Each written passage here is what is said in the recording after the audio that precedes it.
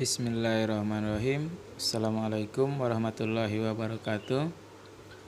Yang kami hormati dosen pengampu pada mata kuliah Perkembangan Peserta Didik.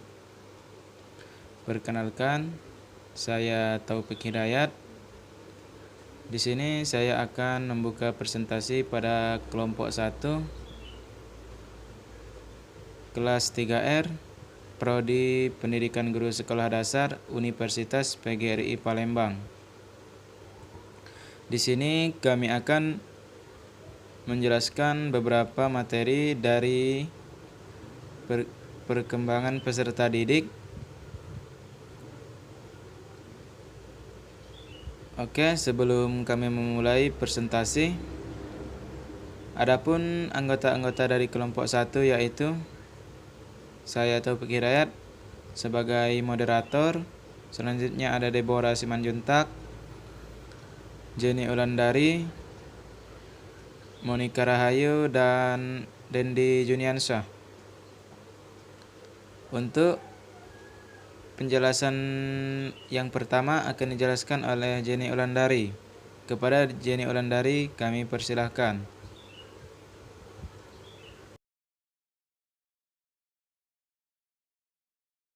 Di sini saya akan menjelaskan secara singkat pokok-pokok teori perkembangan. Memiliki dua teori. Yang pertama, teori Submenfren. Yang kedua, teori Erikson. Dalam teori Submenfren,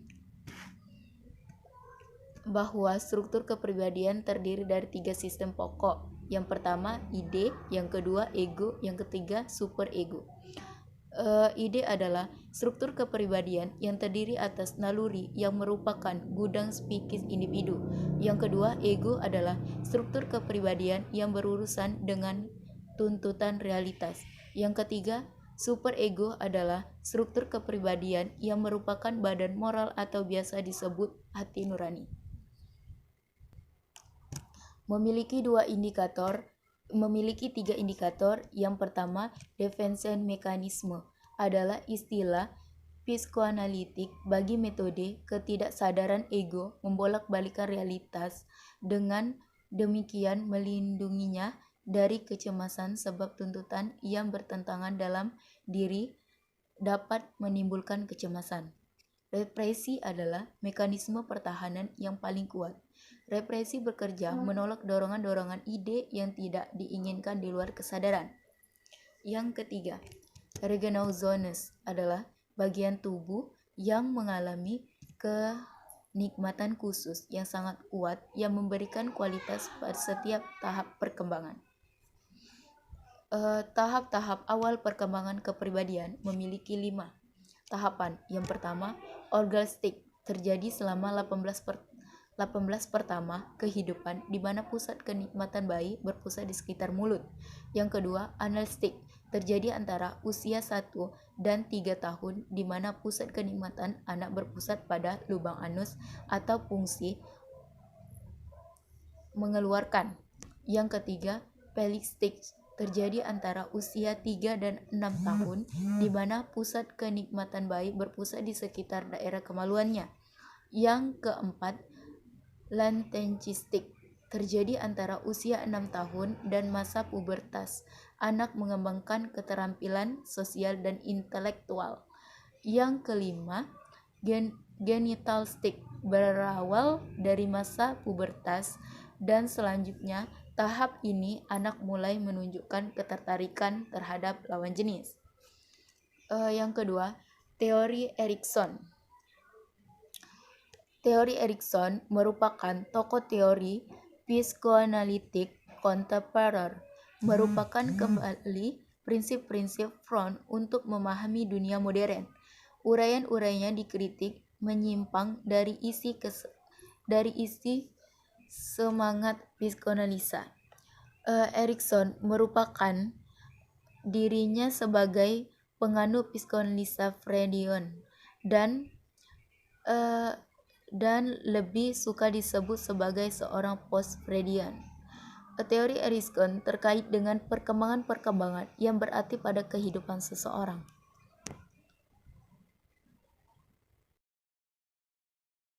Saya akan melanjutkan materi tentang proses-proses yang mengatur pembelajaran dengan modeling. Yang pertama perhatian, yang kedua representasi, yang ketiga reproduksi perilaku, yang keempat motivasi. Hasil modeling ada 5. Yang pertama mengarahkan perhatian, yang kedua menyempurnakan perilaku yang sudah dipelajari, yang ketiga memperkuat atau melemahkan hambatan, yang keempat mengajarkan perilaku baru, yang kelima membangkitkan emosi. Teori pembelajaran sosial Albert yaitu pembelajaran dengan mengamati dan bertindak. Inti mengamati adalah pemodelan yang mencakup pengamatan terhadap aktivitas-aktivitas yang benar, mengkodekan secara tepat kejadian-kejadian ini untuk dipresentasikan di dalam memori, melakukan performa aktual perilaku dan menjadi cukup termotivasi. Teori Skinner. Menurut Skinner, unsur-unsur terpenting dalam belajar adalah menguatkan dan hukuman. Hukuman dalam belajar ada 2, yaitu law of operant condition, yang kedua law of operant exoneration. Prinsip belajar menurut Skinner ada 4, yaitu 1. Hasil belajar harus diberitahu kepada siswa. Yang kedua, proses belajar harus mengikuti irama dari belajar. Yang ketiga, materi pelajaran digunakan sistem modul. Yang keempat, dalam proses belajar lebih dipentingkan aktivitas. Nama saya Monika Rayu. Baiklah, di sini saya akan menjelaskan tentang teori belajar Bandura. Dari sudut pandang ada 5, yaitu yang pertama, pembelajaran pada hakikat berlangsung melalui proses peniruan. Yang kedua, dalam imitation dipahami sebagai pihak yang memainkan mana yang hendak ditiru. Yang ketiga, imitation adalah jenis pembelajaran perilaku tertentu yang dilakukan tanpa harus melalui pengalaman langsung. Yang keempat, dalam imitation terjadi penguatan tidak langsung pada perilaku tertentu. Yang kelima, mediasi internal sangat penting dalam pembelajaran. Sekian dari saya, terima kasih. Assalamualaikum warahmatullahi wabarakatuh. Nama saya Dendi Juniansyah, NIM 2019-143-643. Di sini saya akan menjelaskan mahasiswa dapat membangun konstruksi pemikiran yang objektif dan percaya diri yang berlandaskan pemahaman akan pedoman. Realitas sosial objektif merupakan suatu kompleksitas definisi realitas termasuk ideologi dan keyakinan. Gejala-gejala sosial seperti tindakan dan tingkah laku terjadi dalam kehidupan sehari dan sering dihadapi oleh individu sebagai fakta. Dan konstruksi didefinisikan sebagai proses sosial melalui tindakan dan interaksi di mana individu atau sekelompok individu menciptakan secara terus-menerus suatu realitas yang dimiliki dan dialami bersama secara subjektif. Teori ini berakar pada paradigma konstruktivitas yang melihat realitas sosial sebagai konstruksi sosial yang diciptakan oleh individu yang merupakan manusia bebas. Individu menjadi penentu dalam dunia sosial dan konstruksi berdasarkan kehendaknya, yang dalam banyak hal memiliki kebebasan atau untuk bertindak di luar batas kontrol struktur dan peranata sosialnya. Dalam proses sosial, manusia dipandang sebagai pencipta realitas sosial yang relatif bebas di dalam dunia sosialnya.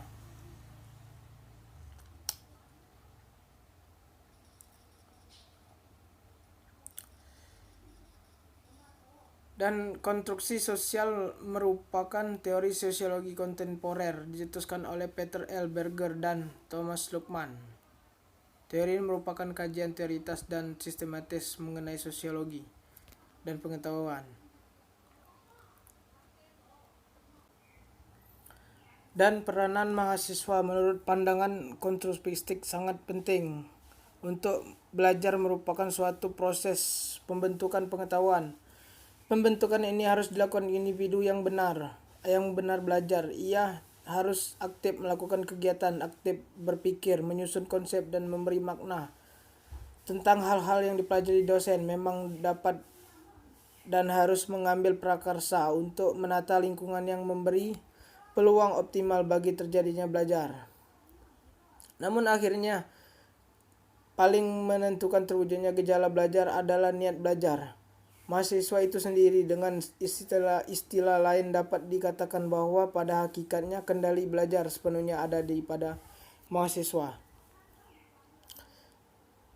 Paradigma konstruktivistik memandang mahasiswa sebagai pribadi yang memiliki kemampuan awal sebelum mempelajari sesuatu pengetahuan yang baru. Bagi konstruktivistik, kegiatan belajar adalah kegiatan aktif mahasiswa untuk menemukan sesuatu dan membangun sendiri pengetahuannya, bukan merupakan proses teknik belajarnya. Mahasiswa yang membuat penalaran atas apa yang dipelajari dengan cara mencari makna, membandingkan dengan apa yang telah diketahui, serta menyelesaikan ketidaksamaan antara apa yang telah diketahui dengan apa yang diperlukan dalam pengalaman baru.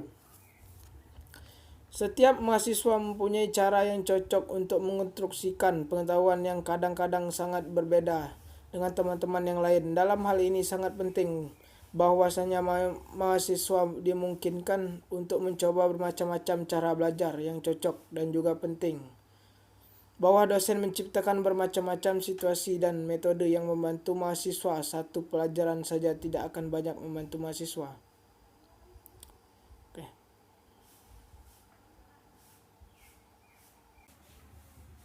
Pak menit ya adalah ya.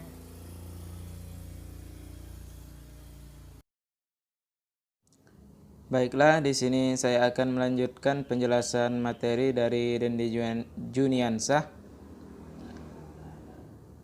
Bagaimana cara mahasiswa membangun konstruksi pemikiran yang objektif?